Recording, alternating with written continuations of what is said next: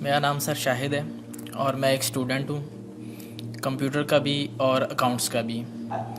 میں حال ہی میں یوں سمجھیے کہ قرآن پاک کی طرف رجوع کیا میں نے اور اس کو سمجھنے کی کوشش کر رہا ہوں، لیکن ایک عجیب سی بات یہ آ رہی ہے کہ اتنا زیادہ میٹر موجود ہے قرآن پاک کو سمجھنے کے لیے بھی کہ اس کے کوئی بنیادی اصول سمجھ میں نہیں آ رہے ہیں کہ انڈرسٹینڈنگ اس کو کیسے کرنی چاہیے، سٹیپ وائز کس طرح اس کو سمجھنا چاہیے، آیا کہ ناظرہ اس کو کرنا چاہیے، احادیث سے اس کو سمجھنا چاہیے یا کیسے؟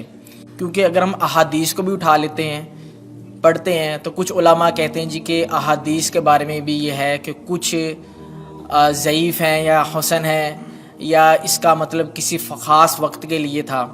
تو ایک عجیب سا مطلب کہ ذہن کے اندر ایک وہ تلاطم ہو جاتا ہے کہ آدمی کرے کیا کرے، کس طریقے سے اس کو مطلب کہ انڈرسٹینڈ کرنے کی کوشش کرے کہ وہ ایک سیدھی راہ کے اوپر آ جائے کہ اسے قرآن پاک کی بنیادی جو تعلیمات ہیں ان کے اوپر چل کے کم لیکن کامل علم کو حاصل کر سکے۔ قرآن مجید کی طرف آپ کا رجوع ہوا ہے، توجہ ہوئی ہے، اس کو اللہ کا بہت بڑا فضل اپنے اوپر سمجھیے، اور جب اللہ کا فضل ہو تو پھر اس کا شکر بھی ادا کرنا چاہیے اللہ کے جناب میں۔ میں آپ سے ایک عجیب بات کہہ رہا ہوں، شاید آپ کو بہت وہ نئی سی لگے گی۔ قرآن کو ایسے پڑھیے جیسے بدو پڑھتے تھے۔ بدو نہ فلسفی تھے، نہ منطقی تھے، نہ سائنسدان تھے، نہ ابھی حدیثیں ان کے پاس تھیں، نہ ابھی فقہ مرتب ہوئی تھی۔ وہ کیا تھا؟ عربی زبان، یہ ان کی اپنی تھی۔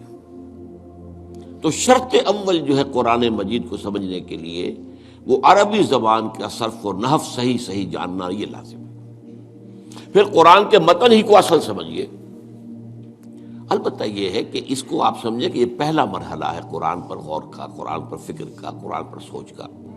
اس کے بعد اگلے مراحل بھی آئیں گے۔ اسی قرآن سے پھر قوانین جو ہے وہ اخذ ہونے ہیں۔ اچھا، اس میں بعض سے واقعات ایسے ہیں کہ جو تو ایک تاریخی حیثیت رکھتے ہیں، اب ان میں اس واقعے کے ضمن میں تفصیل میں کہیں کوئی اختلاف ہو گیا تو کوئی حرج واقع نہیں ہوتا۔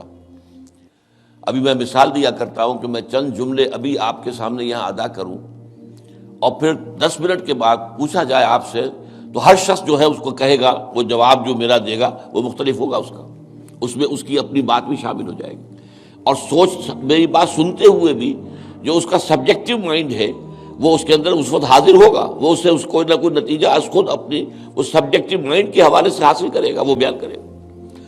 تو ان چیزوں میں احادیث میں اگر کوئی اختلاف بھی ہو جائے تو اس میں پریشان ہونے کی ضرورت نہیں ہے۔ ابھی ہمارے ہاں یہ جمعے کے اجتماعات میں حدیث جبرائیل جو ام السنہ کہلاتی ہے، جیسے سورہ فاتحہ ام القرآن ہے، ایسے حدیث جبرائیل ام السنہ ہے، سنت کی جڑ اور ماں۔ اب اس کی جو روایات آئی ہیں اس میں مختلف اختلاف ہے، الفاظ کا اختلاف ہے، ایسنس ایک ہے، مفہوم ایک ہے، الفاظ میں بڑا فرق ہے، تفاصیل کا فرق ہے۔ تو اس حوالے سے اس میں گھبرانے کی ضرورت نہیں ہے۔ پھر یہ کہ فقہی معاملات کے اندر اختلافات ہو گئے، وہ بھی نیچرل ہیں۔